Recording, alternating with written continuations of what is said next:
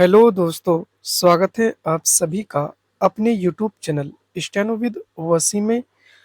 Dictation start करते हैं 5 second बाद। स्पीड 80 शब्द प्रति मिनट। Ready, start. अध्यक्ष महोदय, 10वीं पंचवर्षीय योजना पर विचार करते समय सदन के दोनों पक्षों के सदस्यों ने जो महत्वपूर्ण प्रश्न उठाए हैं उन पर विचार किया जाना बहुत आवश्यक है। अध्यक्ष महोदय, 9वीं पंचवर्षीय योजना का अब अंतिम वर्ष चल रहा है और इस योजना के अंदर जो चीजें कही गई हैं, ऐसा लगता है कि उसके अंदर परिवर्तन करना कठिन है, बदला भी नहीं जा सकता। Para change. अध्यक्ष महोदय, कुछ चीजें की जा सकती हैं, उसके अंदर आज भी कुल कितना खर्च है यह तय नहीं किया गया, केवल कटौती ही निश्चित की गई है।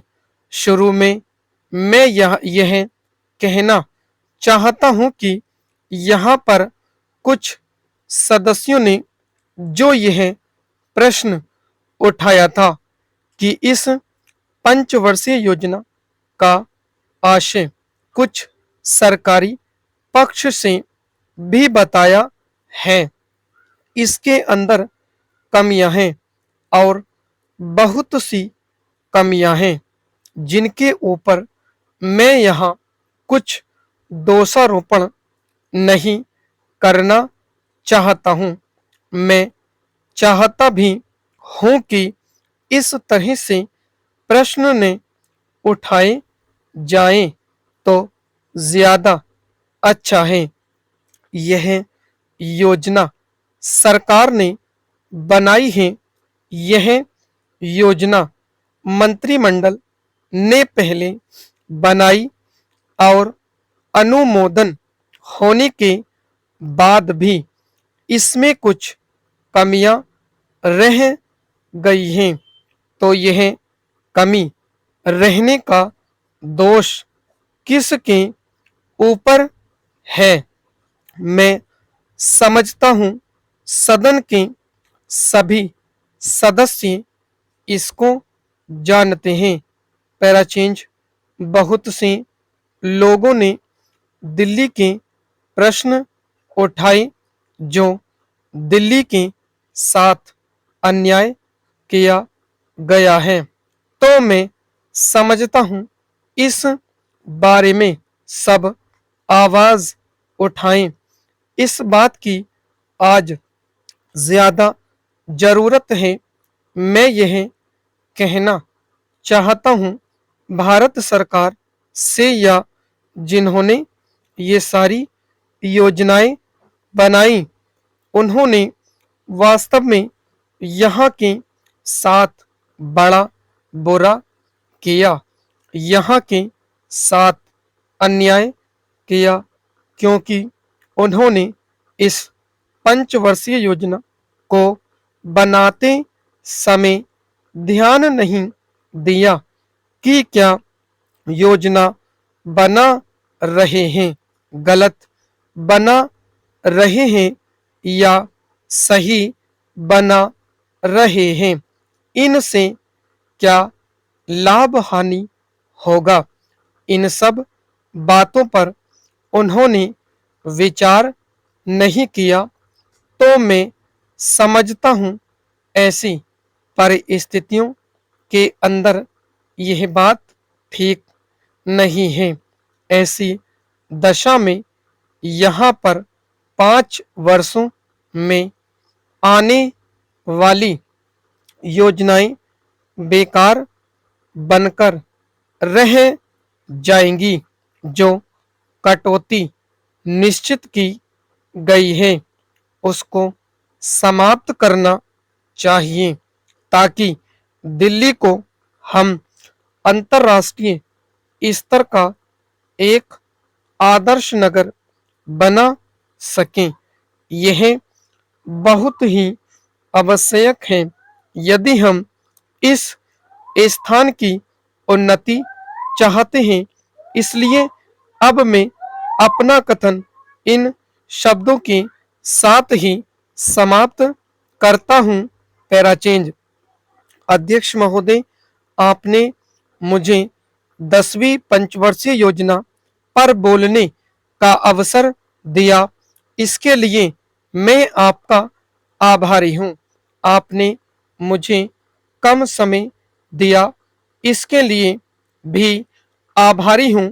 अभी मेरे से पूर्व कुछ सदस्यों ने हम पर यह आरोप भी लगाया कि हम योजना में विश्वास नहीं रखते। उन्होंने तो यह भी कहा कि हमारे चुनाव घोषणा पत्र में भी उनको इस बारे में कुछ नजर नहीं आया। मैं इस बारे में यह निवेदन करना चाहता हूं कि उन्होंने कोई दूसरा घोषणा पत्र देखा, गलत घोषणा पत्र पढ़ा और उसी को हमारा घोषणा पत्र समझ बैठे। लेकिन मैं यह कहना चाहता हूं कि हमारा घोषणा पत्र इस समय मेरे पास है। इस घोषणा पत्र में हमारी घोषणा में योजना के बारे में स्पष्ट रूप से कहा गया है कि हम योजना पर विश्वास रखते हैं, लेकिन ऐसी योजना पर विश्वास नहीं रखते जो जनता के दुखों को दूर नहीं कर सकती, जो जनता के कष्ट दूर नहीं कर सकती। आज तक जितनी भी योजनाएं बनाई गई हैं, जिन्हें हम पहली पंचवर्षीय योजना, दूसरी पंचवर्षीय योजना और 10वीं पंचवर्षीय योजना आदि कहते हैं, और उन योजनाओं में हमने जो कुछ निर्धारित किया उनसे हम जनता के दुखों को दूर नहीं कर सके और जनता के कष्ट दूर नहीं हुए। इन योजनाओं के परिणाम भी हमारे सामने हैं। बड़े बड़े अनुभवी बैठे, उन्होंने योजनाएं बनाई, लेकिन योजनाएं ठीक प्रकार से कार्यान्वित नहीं की गई। उन योजनाओं में काफी दोष थे, जिसके कारण ये योजनाएं लोगों के दुखों को दूर नहीं कर सकी। लोग दुखी ही रहे। मैं यहाँ पर कहना चाहता हूँ कि जो हमारी योजना थी उसका परिणाम क्या निकला। उसका परिणाम यही निकला कि हमें रुपए का मूल्य कम करना पड़ा। जो योजना होती है वह राष्ट्रधन को ऊंचा करने के लिए बनाई जाती हैं, लेकिन हमारे सामने आंकड़े हैं। इसका परिणाम हमारे सामने है।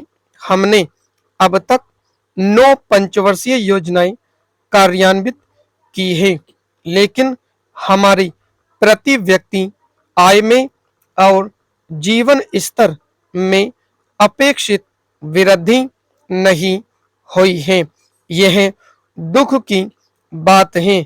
मैं यह कहना चाहता हूं कि हमारा ऐसी योजना में विश्वास नहीं है जो जनता के कष्टों को, जनता के दुखों को दूर न कर सके।